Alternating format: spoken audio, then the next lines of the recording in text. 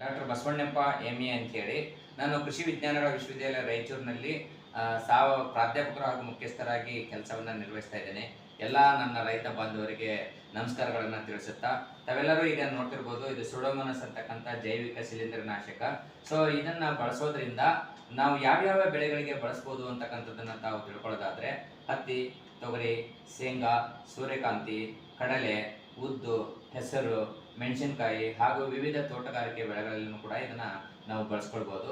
ಇದನ್ನ ಬೀಜೋಪಚಾರಕ್ಕಾಗಿನೂ ಕೂಡ ಬಿತ್ತೋದಕ್ಕಿಂತ ಮೊದಲು 1 kg ಬೀಜಕ್ಕೆ 5 ರಿಂದ 10 ಗ್ರಾಮ್ನಷ್ಟು ನಾವು ಬೀಜೋಪಚಾರವನ್ನು ಮಾಡಿ ಬಿತ್ತುವುದರಿಂದ ಸೊ ಇದರಿಂದ ಬರ್ತಕ್ಕಂಥ ಏನು ಬೀಜದಿಂದ ಬರ್ತಕ್ಕಂಥ ಬೀಜಕೊಳೆ ರೋಗ ಇರ್ಬೋದು, ಬೇರುಕೊಳೆ ರೋಗ ಇರ್ಬೋದು, ಅಥವಾ ಸೊರಗು ರೋಗ ಇರ್ಬೋದು, ಮತ್ತು ಬೀಜ ಮತ್ತು ಮಣ್ಣಿನಿಂದ ಬರ್ತಕ್ಕಂಥ ಶಿಲೀಂಧ್ರ ರೋಗಾಣುಗಳನ್ನು ನಿಯಂತ್ರಿಸಲಿಕ್ಕೆ, ಬ್ಯಾಕ್ಟೀರಿಯಾದಿಂದ ಬರ್ತಕ್ಕಂಥ ರೋಗಗಳನ್ನು ಹತೋಟಿ ಮಾಡಲಿಕ್ಕೆ ಇದು ಬಹಳ ಉಪಯೋಗವಾಗಿದೆ. ಇತ್ತೀಚಿನ ದಿನಗಳಲ್ಲಿ ಈಗ